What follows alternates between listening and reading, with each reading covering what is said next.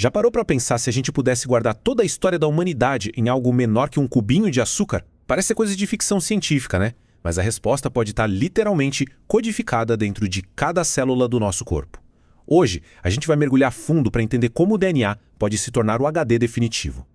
Para a gente ter uma ideia do tamanho do problema que a gente tem pela frente, olha só esse número, 175 zettabytes. Essa é a estimativa da quantidade de dados que a humanidade vai gerar até 2025. E para colocar em perspectiva, 1 zettabyte é 1 trilhão de gigabytes. É uma avalanche de informação que mal dá para imaginar. E aí vem a pergunta que não quer calar. Onde é que a gente vai guardar tudo isso? Nossos HDs, os servidores na nuvem, os pendrives? Será que eles dão conta dessa avalanche digital toda? A resposta curta, como a gente vai ver, é um não bem preocupante. Pois é, a gente está chegando bem rápido numa verdadeira crise de dados.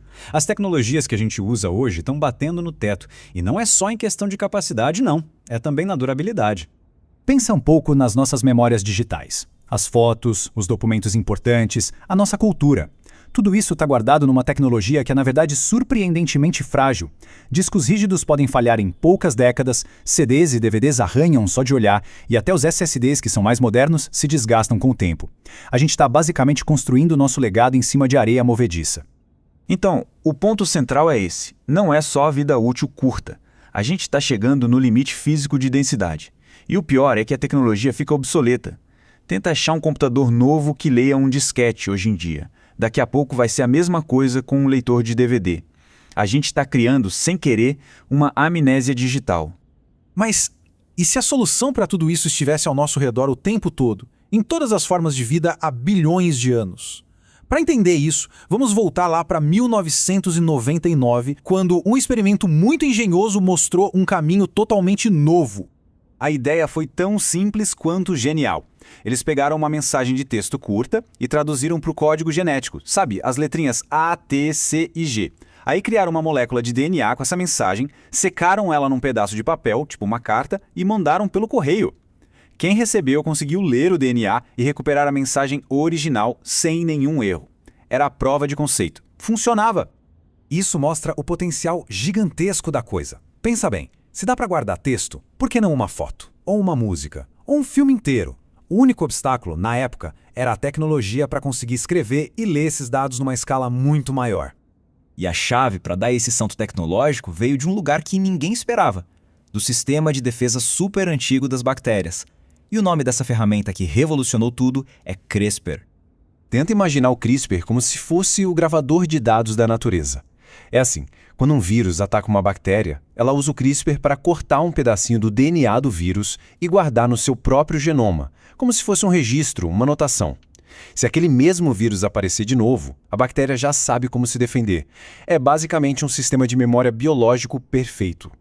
O processo todo é super complexo, mas dá pra gente dividir em 3 etapas. Primeiro, a escrita. A gente traduz os zeros e uns de um arquivo de computador para as 4 letras do DNA A, T, C e G. Segundo, o armazenamento. A gente pega esse DNA sintético e introduz em bactérias que usam o CRISPR para guardá-lo no seu genoma. E por fim, a leitura. A gente sequencia o DNA das bactérias para pegar os dados de volta e traduzir para o formato digital de novo. E para provar que isso funciona com dados bem mais complexos, os cientistas fizeram algo incrível. Eles codificaram um GIF de 5 quadros, aquele famoso do cavalo em movimento de 1878, direto no genoma de bactérias vivas. E o mais impressionante, eles conseguiram recuperar o arquivo com 100% de precisão. Uma informação dinâmica foi guardada com sucesso no código da vida. Ok, agora que a gente já entendeu o como, vamos explorar o porquê. As vantagens de usar o DNA para guardar dados são, simplesmente impressionantes. A primeira coisa é a densidade de armazenamento. É absurda.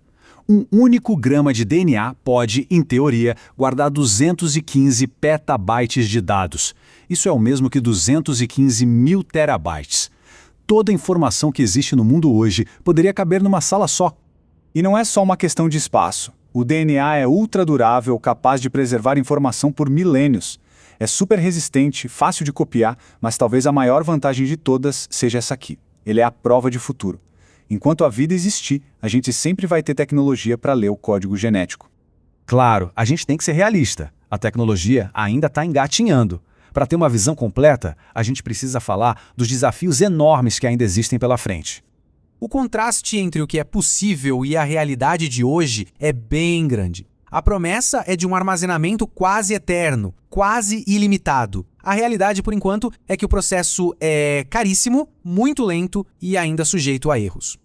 E esse gráfico aqui mostra bem qual é o maior obstáculo. Hoje, para guardar um único megabyte em DNA, custa mais ou menos $3.500. Em comparação, no armazenamento eletrônico a gente está falando de centavos. O custo para sintetizar e sequenciar DNA precisa cair e muito. Mas nem tudo são más notícias. Já tem gente grande trabalhando nisso.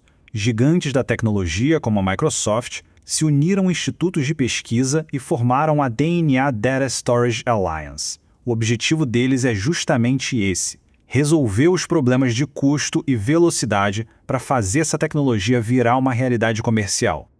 E isso tudo leva a gente a uma reflexão bem poderosa. No fundo, a gente não está inventando nada do zero. A gente está aprendendo a usar o sistema de armazenamento de informação mais antigo e mais testado do universo. O mesmo sistema que a própria evolução usa há 4 bilhões de anos. Então a questão que fica no ar é profunda. Será que as gerações futuras não vão achar os nossos dados em HDs ou servidores, mas sim codificados nas moléculas que definem a própria existência? Essa jornada para dominar o código da vida como nosso próximo HD está só começando. Para não perder os próximos capítulos dessa e de outras revoluções científicas, siga nosso canal e ative as notificações. A gente se vê na próxima exploração.